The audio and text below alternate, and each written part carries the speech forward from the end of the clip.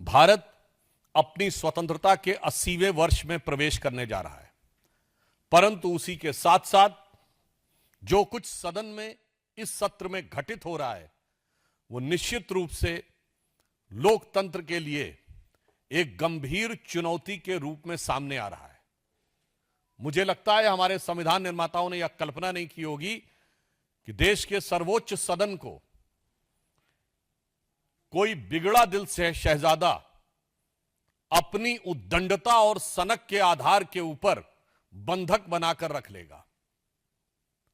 ये कठोर शब्द हमें इसलिए प्रयोग करने पड़ रहे हैं कि विगत कई सप्ताह से आपने देखा है कि विपक्ष और विशेषकर कांग्रेस पार्टी और नेता प्रतिपक्ष श्री राहुल गांधी ने निरंतर अपने आचरण से यह साबित किया है कि वो किसी भी प्रकार की सार्थक चर्चा सदन में नहीं चाहते।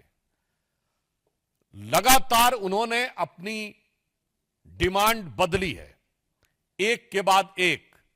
पहले उन्होंने यह कहा कि नीट की परीक्षा को लेकर नियम में बदलाव होना चाहिए, वो मान लिया गया। कठोर कानून बनने चाहिए, छात्रों की मांग थी, वो मान लिया गया। कैबिनेट में भी प्रस्ताव पारित हुआ और नया बिल भी बन गया।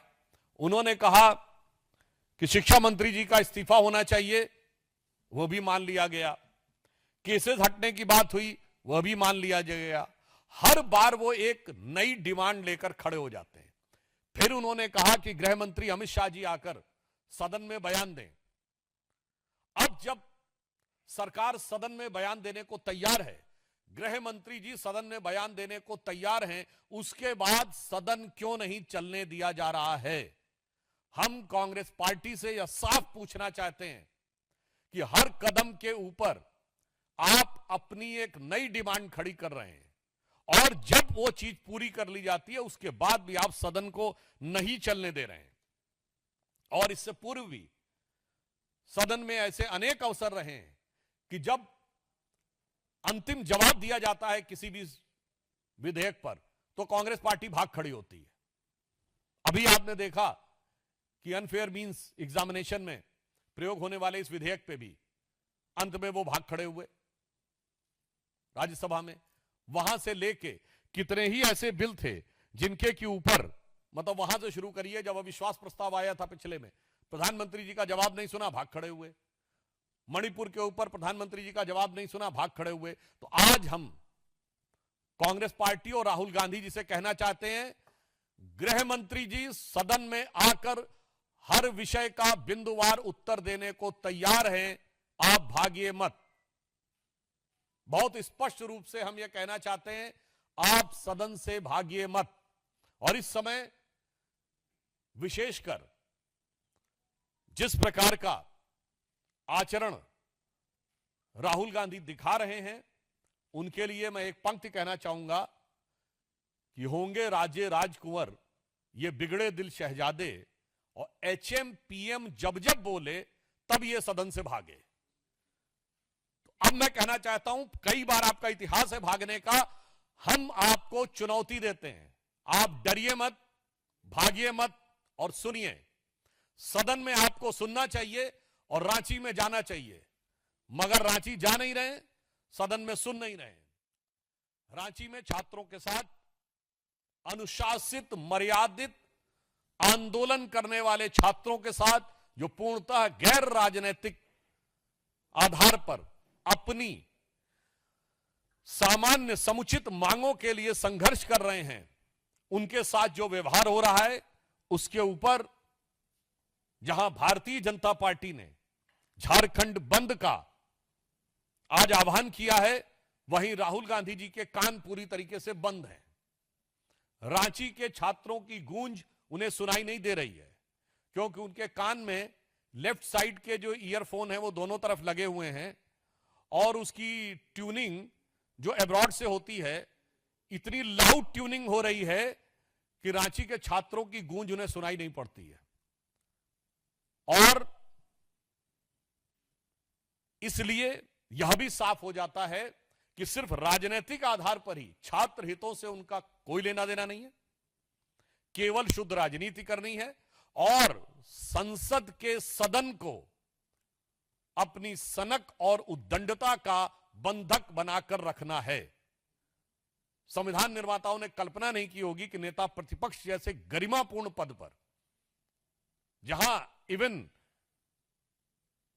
इनसे सीनियर नेता खड़गे जी राज्यसभा में है, पिछली बार अधीर रंजन चौधरी थे लोकसभा में, तब ऐसा सीन देखने को नहीं मिलता था। उससे पूर्व याद करिए स्वर्गीय सुषमा स्वराज जी, अरुण जेटली जी, इवन अटल जी की सरकार के समय में सोनिया जी और डॉक्टर मनमोहन सिंह, उस समय क्या कभी ऐसा दृश्य देखने को मिलता था? नरसिम्हा राव जी की सरकार में अटल जी और अडवाणी जी, तब कभी ऐसा सीन देखने को मिलता था? तो यह भारत के लोकतंत्र के लिए आज राहुल गांधी जी का आचरण एक चुनौती बन के खड़ा है। और यदि लोकतांत्रिक व्यवस्था और संवैधानिक व्यवस्था पर सबसे बड़ा संकट है तो वो कांग्रेस पार्टी और राहुल गांधी का आचरण। इसलिए हम एक बार फिर उनसे कहना चाहते हैं, राहुल जी भागिए मत, भागो मत, डरो मत और कान खोलकर गृह मंत्री जी का जवाब सुनो। मगर आप सबने देखा है कि ये सत्र के दौरान सदन से भागते हैं और सत्र के बाद विदेश भागते हैं। इसलिए मैं उनसे कहना चाहूंगा कि यह स्वाभाविक है कि आप सत्र के बाद एक बार पुनः विदेश भागेंगे, पर विदेश भागने से पहले इतनी हिम्मत जुटाइए, इतना साहस जुटाइए कि गृह मंत्री अमित शाह जी का वक्तव्य सुनकर जाइए। धन्यवाद। एक सेकेंड अब हम लोग क्वेश्चंस लेंगे। बताइए, बोलिए सर।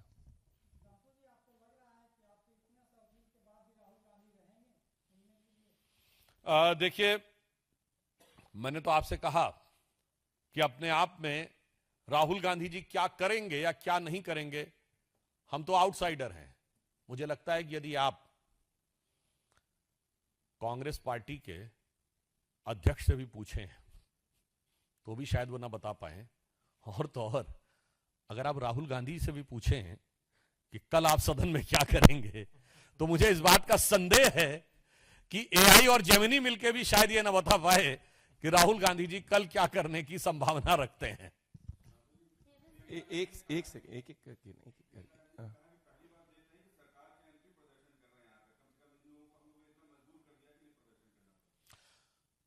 हम प्रदर्शन इस बात का नहीं कर रहे हैं, हम तो प्रदर्शन कर रहे हैं कि आप आके सुनिए। और मैं पूछना चाहता हूं, झारखंड में तो आपकी सरकार है, हम पहली बार ये देख रहे हैं कि जो सत्ता में बैठा हुआ है वो कह रहा हम प्रदर्शनकारी छात्रों के साथ हैं। अरे साथ में है तो फोन उठाइए और तुरंत कार्रवाई करिए। और छात्रों की वहां डिमांड क्या है, ये मामला अलग है, वहां पेपर लीक नहीं है, वहां नौकरियों में सेटिंग करके सरकार के द्वारा नौकरियां भ्रष्टाचार के द्वारा बांटने का आरोप है। और वो क्या कह रहे हैं, सिर्फ जांच। झारखंड के साथ छात्र किसी का इस्तीफा नहीं मांग रहे, वो सिर्फ कह रहे हैं सीबीआई जांच, और वो जांच नहीं होने दे रहा है जो वो समझिए वो डरा हुआ है। तो आप समझिए इसका मतलब कांग्रेस पार्टी जो कि गठबंधन की बड़ी पार्टी है, राहुल गांधी तो बड़े भाई हैं, तो हिम्मत है तो फोन करें और कहें डरो मत, सीबीआई को जांच भेज दो। मगर इस कदर डरे हुए हैं कि जो मैंने कल बोला था कि जंतर मंतर को लेकर और कोटा से लेकर प्रयागराज तक जो दहाड़ते और चिंगाड़ते हुए फिरते थे, रांची में उनके गले में घिघी बन जाती है। बोलिए।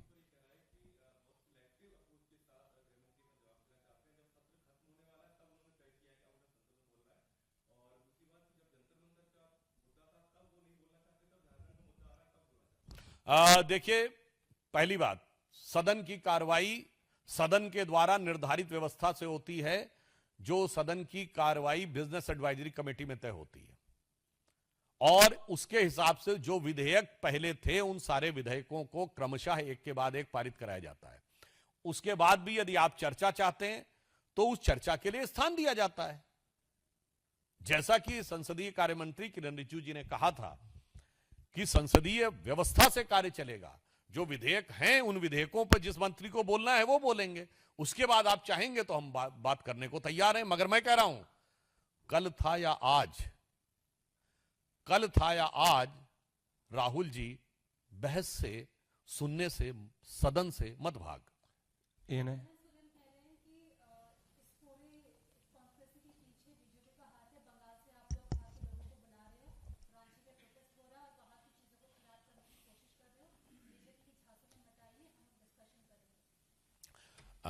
जिसको आप खराब करने के आरोप की बात करते हैं, तो मैं सिर्फ इतना कहना चाहता हूं, जंतर मंतर का छात्र प्रोटेस्ट और रांची के छात्र प्रोटेस्ट में देख लीजिए, वहां किसी के लिए अभद्र भाषा है नहीं। बल्कि कल देवेंद्र महतो बोल रहे थे, उन्होंने कहा कि जब किसी के खिलाफ नारा लगाया जाने लगा, उन्होंने कहा रोक दीजिए, नहीं लगाना है। कोई गालीबाजी है नहीं, रीलबाजी है नहीं, किसी के लिए अपशब्दों का प्रयोग है नहीं। और पुनः मैं कह दे रहा हूं, कोई अज्ञात स्रोतों से ऑर्डर करके स्विगी और जोमेटो के द्वारा पिज्जा और बर्गर के ढेर लग रहे हैं नहीं। रुकने की उत्तम व्यवस्था हो रही है नहीं। इसके बावजूद किसी के हाथ में पत्थर हैं नहीं। पुलिस वालों को धक्का दिया जा रहा है नहीं। अब अगर इसमें भी वो ये कहना चाहते हैं, तो भाजपा जिसको नैतिक समर्थन दे रही है उस प्रोटेस्ट, और जो उनका नैतिक समर्थन था वो कितना अनैतिक था, उस प्रोटेस्ट का अंतर देख लें। दूध का दूध, पानी का पानी हो जाएगा। Last question.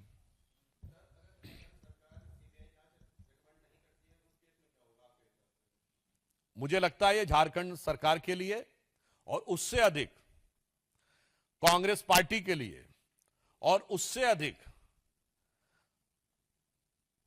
राहुल गांधी जी के लिए, जो स्वघोषित छात्रों के सबसे बड़े स्वघोषित मसीहा बन के खड़े हैं, उनके लिए आज ये कसौटी है कि क्या वो अपनी सरकार को इतना भी साहस नहीं दे सकते कि वो ईमानदारी से उसकी जांच करवा सके।